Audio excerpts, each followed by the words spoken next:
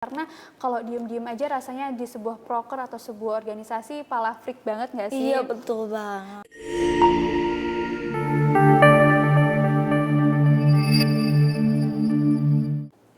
Assalamualaikum warahmatullahi wabarakatuh. Halo warga vokasi, hai. Balik lagi nih di Ngopi Ngobrol Pasti Proker BEM KMSI UGM tahun 2022. Nah teman-teman, kali ini bersama saya Elizabeth Nofta Putri ditemani oleh Menteri Cantik dari Kastrat ini. Siapa dia? Halo teman-teman, kenalin nama aku Inaya Arif Ardianti.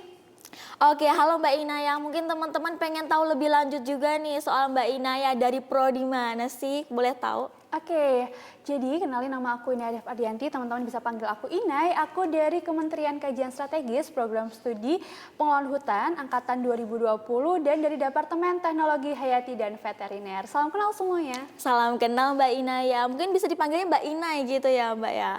Oke Mbak Inai, mungkin teman-teman pengen tahu nih tentang Kementerian Kastrat. Nah Mbak Inaya bisa jelasin nih, Kementerian Kastrat tuh bagaimana sih, seperti apa job desk-nya, kegiatannya apa saja gitu Mbak, mungkin bisa dijelaskan? Oke, makasih Eliza. Jadi teman-teman, apa sih Kementerian Kajian Strategis itu? Untuk Kementerian Kajian Strategis dari judulnya kan kajian ya. Betul. Jadi memang Kementerian Kajian Strategis ini berfokus pada sebuah kajian yang memang tugasnya mengkaji terhadap isu-isu terkini, isu-isu terupdate, baik lingkup internal sekolah vokasi sendiri, kemudian lingkup nasional maupun internasional. Dan nanti harapannya setelah kita mengkaji isu ini bisa memberikan pencerdasan publik bagi teman-teman sekolah vokasi sendiri. Tapi harus dengan kayak data dan fakta yang kita berikan dapat dipertanggungjawabkan. Jadi bukan sekedar isu-isu belakang doang. Betul. Berarti teman-teman itu juga harus ini ya Mbak, bisa mengkaji-kaji informasi-informasi yang terupdate gitu, nggak salah informasi, betul gitu ya Mbak? Benar banget Elisa. Nah, kita udah tahu nih teman-teman kegiatan-kegiatannya apa saja dari Kementerian Kastrat ini. Nah mungkin teman-teman juga kepo nih Mbak tentang proker-prokernya tuh apa saja, apakah baru ada proker yang harus dijalankan saat ini atau mungkin proker unggulan yang ada dari Kementerian Kastrat ini, bisa dijelasin Mbak ke teman-teman. Oke, makasih. Jadi untuk Kastrat sendiri ini mempunyai 6 proker. Yang pertama itu adalah Makavi. Apa sih Makavi? Makavi merupakan majalah Kastrat Vokasi. Jadi berisi rangkuman terkait isu dan isu-isu terupdate selama 1 bulan itu. Kemudian itu nanti outputnya berupa majalah yang masih kita sih bentuknya sampai sekarang masih bentuk e-magazine ya. Jadi nanti linknya memang kita upload di Instagramnya BEM Sekolah Vokasi. Kemudian itu masih dalam berbentuk infografis. Kemudian selain ada Makavi, berikutnya ada update vokasi nih El. Jadi kalau update vokasi ini kalau yang kita upload sekarang ini masih berbentuk komik. Kenapa? Karena kalau ngebaca terus kan bakal bosan ya. Betul jadi banget. kita memang harus ada desain-desain yang bisa menarik perhatian buat teman-teman gitu. Jadi kalau untuk UFO sendiri itu masih terfokusnya terkait isu-isu yang ada di Sekolah Vokasi Universitas Gadjah Mada sendiri gitu. Misalnya kayak kemarin kita baru ngangkat kesiapan pembelajaran daring maupun luring di Sekolah Vokasi sendiri. Kemudian kesan-pesan mahasiswa seperti apa sudah melakukan pembelajaran daring gitu. Kemudian selain ada Makavi, update vokasi, kemudian ada Warta Kastrat. Jadi kan kalau tadi Makavi itu berisi rangkuman berita, biasanya kayak ada 3-5 subtopik gitu. Tapi kalau untuk Waras sendiri ini terfokus pada satu subtopik aja dan memang itu berisi opini dari teman-teman Kastrat, kemudian dari data dan fakta yang ada gitu. Kemudian nanti itu bentuk kajiannya memang panjang dan lebih menilik dan detail gitu. Kemudian selain ada Warta Kastrat, itu juga ada Judika, Jurnal Dialektika. Wah, keren banget tuh kayak Mbak. Ya, jadi kalau Judika ini merupakan kayak kolaborasi antara Kementerian Kajian Strategis dengan Kementerian Masuni. Jadi ketika nanti teman-teman Masuni ini akan mengadakan dialektika, kita dari teman-teman Kajian Strategis membuat sebuah kajian dulu atau memberikan wawasan dulu nih buat teman-teman yang nanti memang mau mengadakan sebuah ruang diskusi kayak beritanya udah dikawal sampai mana nih, perkembangan beritanya sudah sampai mana nih gitu. Kita memberikan kajian sebelum dan sesudah dialektika. Dan selanjutnya itu ada Klaviar, kolaborasi Kastrat Lintas Vokasi. Wah, makin keren nih kayaknya guys. Oke, jadi kalau Klaviar ini biasanya kita mengadakan sebuah ruang diskusi tapi sesama Kementerian Kastrat aja. Itu antara BEM Sekolah Vokasi, BEM KM Sekolah Vokasi UGM dengan BEM KM BMKM SV juga, tapi di universitas lain gitu. Biasanya kalau sekarang tuh terkenalnya adu nasib deh gitu. Kayak misalnya fasilitas yang ada di sekolah vokasi tuh apa aja sih? UKT-nya sesuai nggak ya dengan yang kita bayarkan fasilitasnya gitu. Selanjutnya ini yang proker yang baru kita jalani, itu ada kelas kepenulisan. Wah, apa itu Mbak kelas Oke, jadi penulisan? kelas kepenulisan itu merupakan sebuah rangkaian dari sekolah kepelatihan.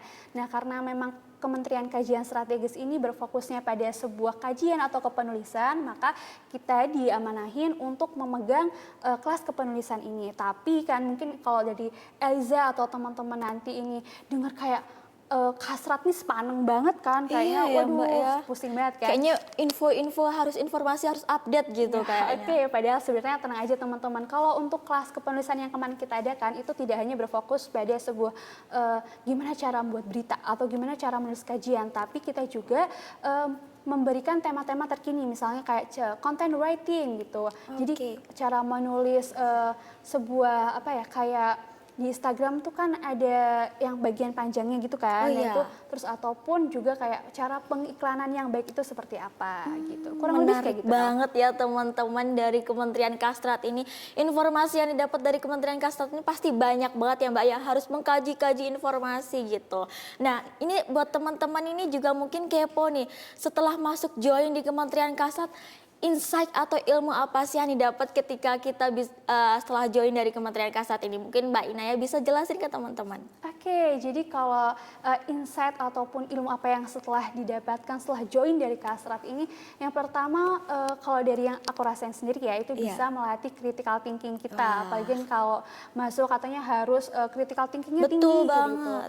Jadi aku bisa ngerasain kayak, waduh kita harus memang kan isu terkini, isu terupdate harus kita kaji. Jadi kayak apa isu ini benar nih, apa cuma hoax belakang gitu. Itu bisa melatih critical thinking kita. Kemudian selain melatih critical thinking, kita juga bisa jadi tahu cara mengkaji sesuatu.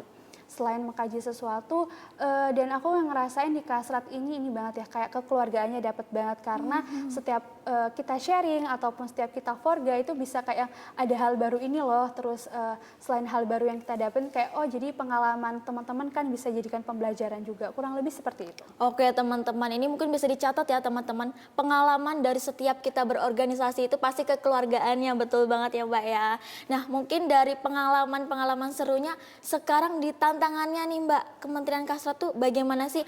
Apakah di Kementerian Kastrat itu kita harus benar-benar bisa bersosialisasi untuk mendapatkan info-info atau harus kita belajar ngedit-ngedit dan bagaimana untuk bisa sharing ke teman-teman gitu Mbak? Mungkin tantangannya bisa dijelaskan. Oke, kalau untuk tantangan sebenarnya cukup berat ya El, apalagi kan minat baca di Indonesia Oh iya, ini betul masih banget. kurang Masih ya. rendah ya, Mbak ya. Apalagi di sekolah vokasi ini juga yang aku rasain selama ini viewers dari setiap kita ngupload sebuah kajian itu masih dikit banget. Jadi tantangannya sampai sekarang ini gimana sih caranya meningkatkan minat baca dari teman-teman sekolah vokasi sendiri nih, baru nanti kita sebarluaskan. Tapi sampai sekarang kita masih cari solusinya, apakah dari tulisan yang kita tampilkan harus lebih menarik, kemudian kita harus lebih menyebarluaskan kalau kita sudah membuat sebuah kajian gitu. Jadi masih terus didalami lagi gimana cara ataupun solusi untuk pemecahan dari tantangan ini sendiri. Gitu. Oke teman-teman, mungkin itu juga jadi tantangan buat teman-teman yang mau join ke Kementerian Kastrat, betul banget ya Mbak ya.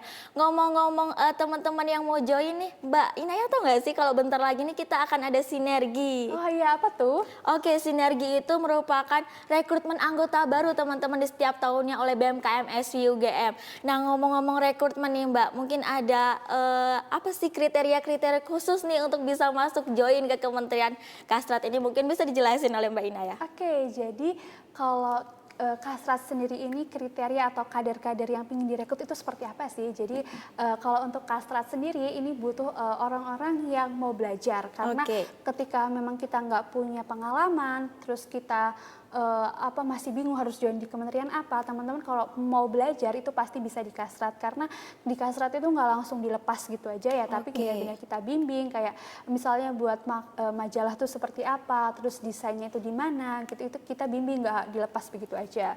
Kemudian adalah orang-orang yang mau belajar, kemudian orang-orang yang adaptif, karena dengan kita bisa mudah beradaptasi di lingkungan yang baru, menurut saya itu bisa kayak jadi lebih mudah nih untuk belajar ataupun untuk bekerja sama dengan orang-orang yang ada. Selain adaptif, juga orang-orang yang komunikatif. Karena kalau diem-diem aja rasanya di sebuah proker atau sebuah organisasi palafrik banget nggak sih? Iya betul banget. Nah, jadi selain orang-orang yang komunikatif juga orang yang update terkait isu-isu terkini gitu, karena itu memang yang dibutuhkan di Kastrat. Seperti itu. Selain itu yang satu lagi ini menurut aku penting, yaitu orang-orang yang critical thinkingnya tinggi, karena dengan critical thinkingnya tinggi mereka dapat mengkaji sebuah isu ini dengan dengan lebih cepat dan detail, kurang lebih seperti itu. Nah oke teman-teman yang tadi minat pengen join di Kementerian Kastrat bisa dicatat nih apa aja sih tadi kriteria khususnya untuk bisa join di Kementerian Kastrat. Nah tapi yang paling utama ketika kita ingin join di Kementerian Kastrat yang penting bisa mau belajar gitu ya Mbak ya, dan juga berkomitmen teman-teman di setiap kita harus mau join di organisasi itu. Nah mungkin bisa disebutin sih Mbak buat teman-teman yang mau join di Kementerian Kastrat, Instagramnya itu apa sih biar kita kepoin Instagramnya nih. Oke, jadi kalau Instagramnya Kastrat sendiri itu merupakan Kastrat BMKM SW UGM, tapi itu isinya nggak terlalu sepanjang terkait proker kita ya, itu sebenarnya kayak cuman ya isinya anak-anak Kastrat kesehariannya gimana, waktu kita forga gimana, kurang lebih gitu. Tapi nggak apa-apa ya teman-teman, bisa tetap kepoin Instagram dari Kementerian Kastrat itu sendiri. Nah tapi juga teman-teman bisa kepoin nih Instagram dari kita BMKM SW UGM. Nah untuk closing statementnya nih Mbak, agar teman-teman di sana itu yang bisa pengen join di Kementerian Kastrat itu dari Mbak Inaya seperti apa? Oke, jadi kalau untuk closing statementnya sih aku cuma mau bilang buat teman-teman yang masih bingung buat join di kementerian apa tapi pingin banget untuk join di BMKM SW UGM, langsung aja gabung di Kementerian Kajian Strategis. Aku tunggu ya.